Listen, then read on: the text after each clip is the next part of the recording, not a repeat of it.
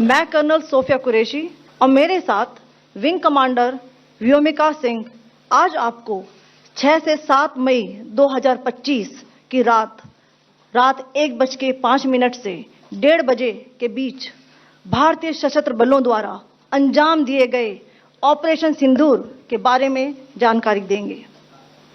Operation सिंदूर 22 अप्रैल को पहलगाम में हुए विभत्स आतंकवादी हमले के शिकार मासूम नागरिकों व उनके परिवारों को न्याय देने के लिए लॉन्च किया गया था। इस कार्रवाई में 9 टेररिस्ट कैंप्स को टारगेट किया गया और पूरी तरह से इसे बर्बाद किया गया।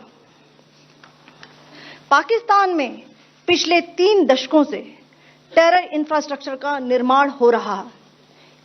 इसमें recruitment, indoctrination centres, training areas व लॉन्च पैड शामिल थे, जो पाकिस्तान और पाक अधिकृत जम्मू कश्मीर POJK दोनों में फैले हैं। Operation Sindoor was launched by Indian Armed Forces to deliver justice to the victims of Pahalgam terror attack and their families. 9 terrorist camps were targeted and successfully destroyed. Over the last 3 decades, Pakistan has systematically built terror infrastructure. It is a complex web of recruitment and indoctrination centers, training areas for initial and refresher courses, and launch pads for handlers. These camps are located both in Pakistan as well as Pakistan-occupied Jammu and Kashmir areas. Some of the well-known training camps are located, as you can see on the screen. They are distributed from Savai Nala in the north, counting to approximately 21, ending at Bhagalpur to the south. इन लक्ष्यों का चयन विश्वसनीय intelligence सूचनाओं के आधार पर हुआ ताकि आतंक गतिविधियों की रीढ़ तोड़ी जा सके, और यह खास ध्यान दिया गया कि निर्दोष नागरिकों और सिविलियन इंस्टॉलेशन को नुकसान न पहुंचे। The selection of these targets for Operation Sindoor was based on credible intelligence inputs and role of these facilities in perpetrating the terror activities. The locations were so selected to avoid damage to civilian infrastructures and loss of any civilian lives. This was done with due diligence, and the camps selected for targeting and their engagement will now be shown to you one by one. POJK के target आपको बताना चाहूंगी। सबसे पहले सवाई नाला camp Muzaffarabad, जो कि POJK के लाइन ऑफ कंट्रोल से 30 किलोमीटर दूर है। यह एक लश्कर तौयबा का ट्रेनिंग सेंटर था।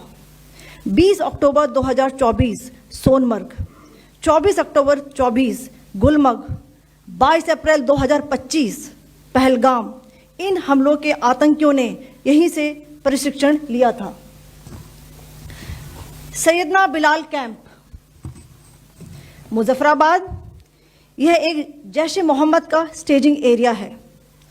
यह हथियार, विस्फोटक और जंगल सर्वाइवल ट्रेनिंग का केंद्र भी था। गुलपुर कैंप कोटली, यह LOC से 30 किलोमीटर दूर था।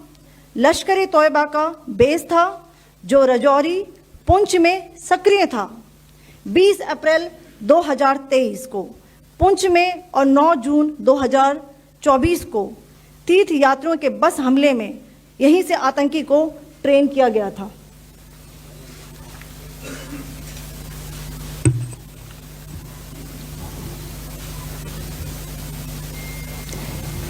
बरनाला कैंप भिंबर, यह LOC से 9 किलोमीटर दूर है। यहां पर हथियार, हैंडलिंग, IED व जंगल सर्वाइवल का प्रशिक्षण केंद्र था। अब्बास कैंप कोटली,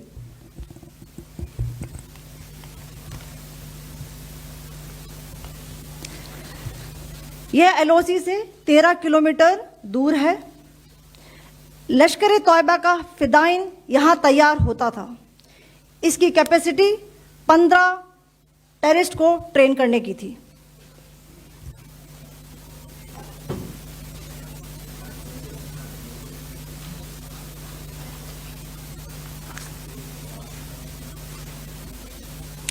अब मैं पाकिस्तान के अंदर के टारगेट से अवगत कराना चाहूंगी। पहला, सर्जिकल कैंप सियालकोट। यह अंतर्राष्ट्रीय सीमा से 6 किलोमीटर की दूरी पर है, सांबा कठुआ के सामने।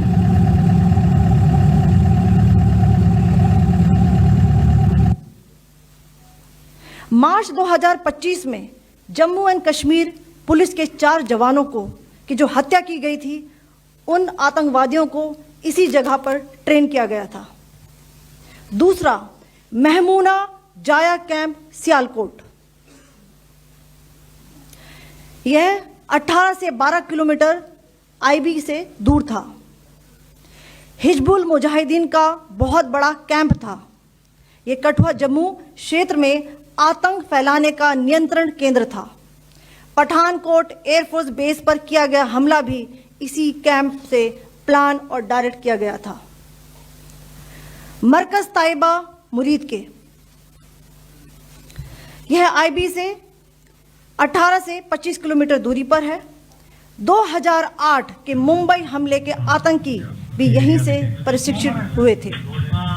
अजमल कसब व डेविड हेडली भी यहां ट्रेन हुए थे।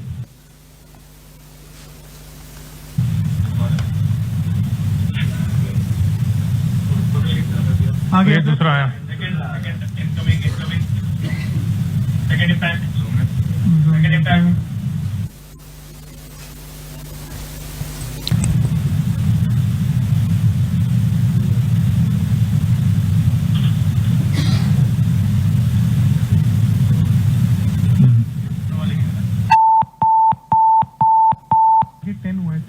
टारगेट 10 हुआ, एंक्लोजर सेम ही है।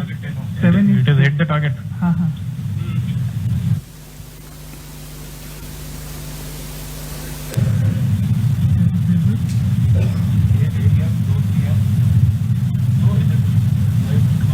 तीसरा आ गया सर, इम्पैक्ट।